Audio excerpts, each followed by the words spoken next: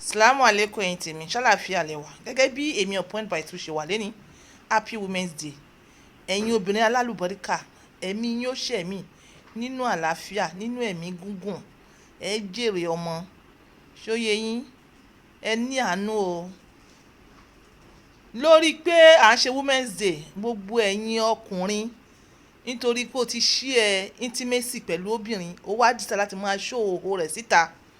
ẹ̀yin obìnrin náà ẹ ti wá partake ẹ jọ ń ṣe ẹ sì níbẹ̀rù ọlọ́run ẹ bá ṣí ẹ hòhò èèyàn síta ìjọ tí ó bá tọ̀n síwọ náà kọ́ ká tiẹ̀ sọ pé èèyàn yẹn ìkà ni ó pẹ́ lọ́mọ jẹ ẹ̀tọ́ rẹ kò ní kó ṣí ẹ hòhò èèyàn kankan síta nítorí àtibọ̀tán ẹ bẹ̀rù àtibọ̀tán tó bá jẹ́ pé obìnrin náà ni lórí òhò ọkùnrin ó rí i pé torí pé ó ní àléébù kan lára ó wá fẹ́ ṣí ẹ̀ òhò rẹ̀ síta kódà kọkùnrin yẹn perfect kò yẹ kẹ́ ẹ ṣe bẹ́ẹ̀ tó bá sì jẹ́ pé ìwọ ọkùnrin náà ló ń ṣe é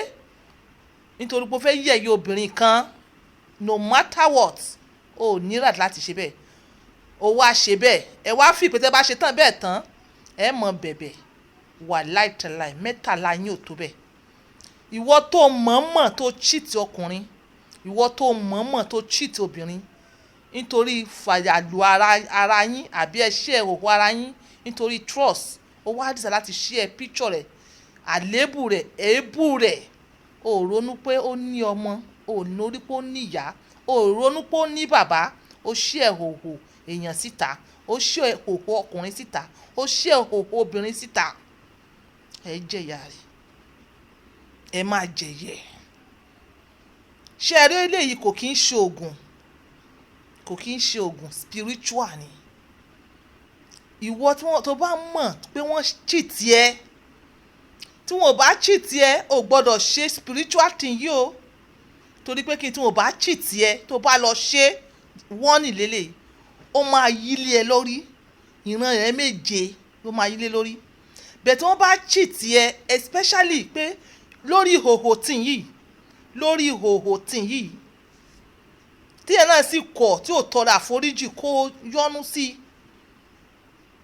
spiritual ni Akitan la máa lò Akitan ní aago méje pẹ̀lú èèrà méje atare méje àtorúkọ èèyàn náà àti gbólóhùn ẹnu rẹ̀ ìran rẹ̀ méje ní kọ́ńtínẹ́ẹ̀tì méje wọ́n mọ̀ wọlé wọ́n mọ̀ lé wọn dànù ni wọ́n mọ̀ wọlé wọ́n mọ̀ lé wọn dànù ni kódà omi gan lé wọn dànù. So gbogbo ẹ̀yin ọkùnrin yálà ọmọ kékeré yálà àgbàlagbà